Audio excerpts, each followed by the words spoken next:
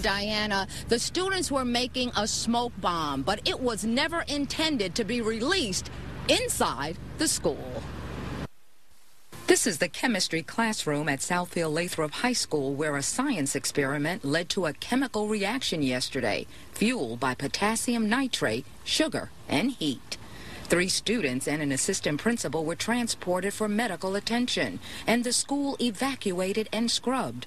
However, the force was not powerful enough to be classified as an explosion. The experiment itself, we're told, was carried out by a very experienced teacher and involved very common everyday substances. They're in food that we eat every day.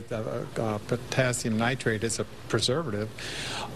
Were heated, and they may have been overheated accidentally, but this normally doesn't happen, and those really aren't dangerous substances. Chemistry students we spoke with today, but who were not in this classroom yesterday, say precautions are taken and that they and their parents were made aware of the possibility of mishaps. Initially, in the beginning of the year, we had to sign a waiver saying that we'd be careful in the lab and in class, and we always have to wear goggles as mandatory. Southfield's fire chief just happens to be a former teacher.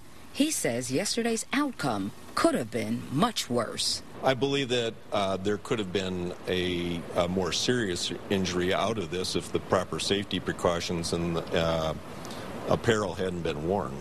Will you follow up in any way? Absolutely. And the chief went on to say that the drill and the evacuation, all that was letter perfect.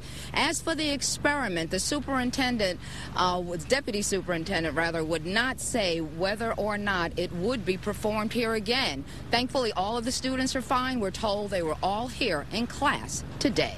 Reporting live from Southfield, I'm Val Clark, Channel 7 Action News.